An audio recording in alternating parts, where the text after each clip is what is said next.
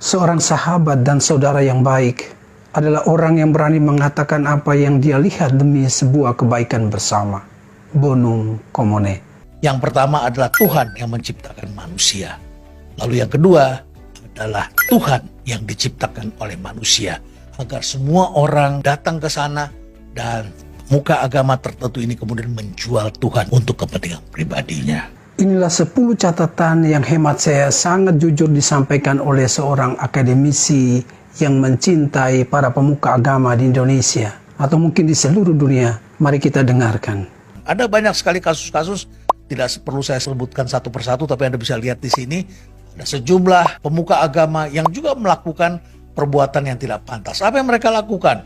Mereka menggunakan uang umat, kemudian mereka belikan pesawat untuk jet pribadi. Bahkan ada yang tidak malu-malu mengungkapkan itu kepada umatnya, dan akhirnya umat berjuang, berpikir, panitia diciptakan, kemudian orang dijanjikan akan mendapatkan kemakmuran, kesehatan, kekayaan yang lebih besar kalau Anda menyumbang. Jadi seakan-akan untuk mendapatkan satu kesuksesan, Anda juga harus menyogok Tuhan. Kurang lebih seperti itu. Sejumlah tokoh agama akhirnya juga ditangkap oleh aparat dan akhirnya dipenjarakan. Dan setelah dipenjarakan kemudian terungkaplah ternyata mereka memiliki rumah mewah, mobil mewah, pokoknya yang serba mewah.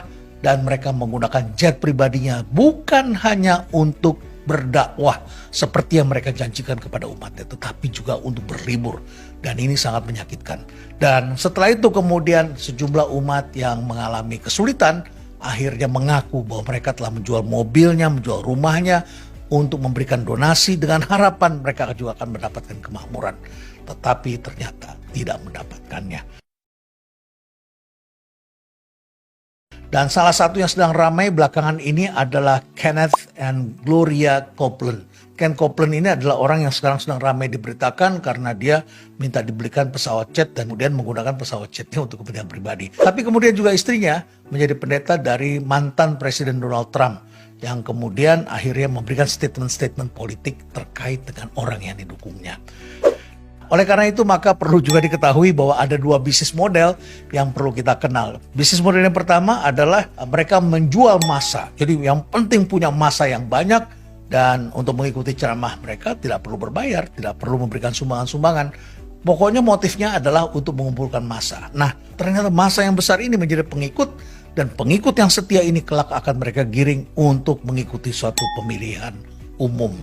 Jadi ini sudah marak terjadi di beberapa negara, termasuk di Amerika Serikat, dan mereka melakukan itu untuk mendukung calon pasangan tertentu. Dan tentu saja di situ ada harganya.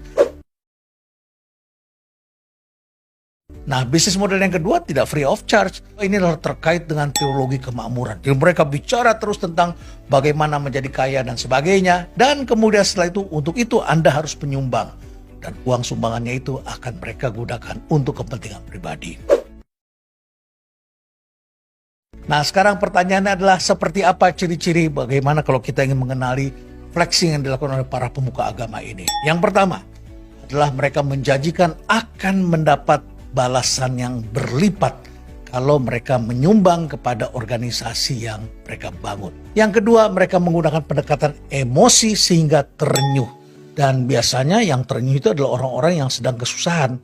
Dan harap Anda maklum, orang-orang yang sedang kesusahan secara psikologis memang cenderung emosional. Dan setelah itu uang mereka pun juga mengalir. Yang ketiga, mereka gunakan uangnya untuk kepentingan pribadi, bukan untuk kaum fakir miskin. Yang keempat, mereka konsumsinya sangat duniawi. Jadi bukan untuk mengikuti apa yang mereka sampaikan di podium. Apa yang mereka sampaikan di podium ternyata berbeda dengan apa yang mereka lakukan dalam kehidupan sehari-hari.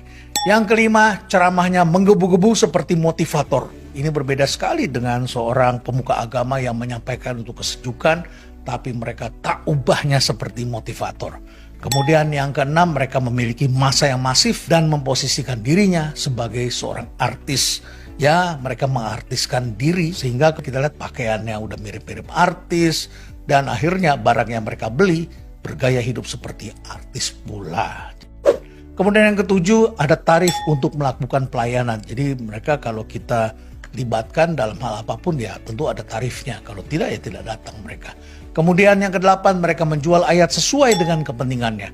Apakah itu ayat sedekah dan kekayaan, kemudian ayat politik, ayat pemimpin, ayat jodoh, ayat permusuhan dan lain sebagainya. Ini bisa sesuai dengan pesanan. Yang kesembilan, mereka mengaku-ngaku dapat mimpi, dapat ilham, dan Tuhan bicara kepada mereka, dan mereka merasa dapat petunjuk dari Tuhan. Jadi seakan-akan Tuhan itu ada di dalam mereka. Dan yang terakhir, berbeda antara perbuatan dengan percakapan. Jadi Anda tinggal timbang-timbang sendiri, saya tidak maksud kepada siapapun, mohon maaf kalau ini menyentuh pada beberapa orang, tapi inilah yang dipelajari dan berlaku umum di mana-mana yang tentu saja perlu kita ingatkan. Saya ingin mengutip apa yang disampaikan oleh orang yang sangat saya kagumi dan saya beberapa kali rapat dengan beliau sebelum beliau kemudian menghadap Tuhan, yaitu Buya Syafi'i Ma'arif. Ketika beliau mendirikan Ma'arif Institute, beliau sendiri mengatakan, saya malu sebetulnya menggunakan nama saya. Tetapi dia mengatakan bahwa hidup dia belum seberapa dibandingkan dengan tokoh lain di Muhammadiyah, yaitu Pak A.R. Fakhrudin. Dia mencontoh kehidupan A.R. Fakhrudin dan dia juga hidupnya sangat sederhana. Nah, tokoh-tokoh sederhana ini makin hari semakin jarang kita saksikan.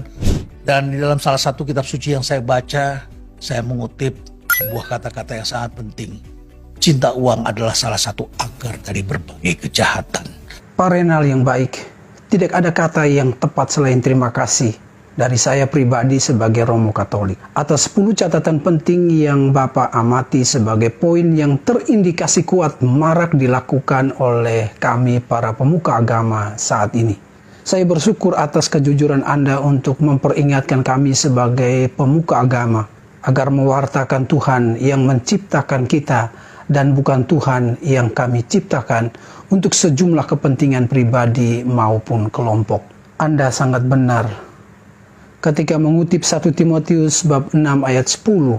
Itulah isi surat yang ditulis oleh Rasul Paulus yang adalah sahabat sekaligus mentor dari Timotius. Paulus menasihati, karena akar dari segala kejahatan adalah cinta akan uang.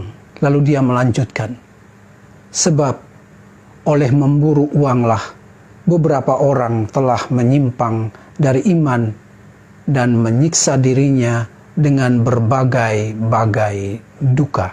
Konteks surat Paulus inilah yang terulang sebagaimana 10 poin itu dan mengatakan demi kebaikan bersama. Bonum Commune. Salam dari Siantar. Tuhan memberkati.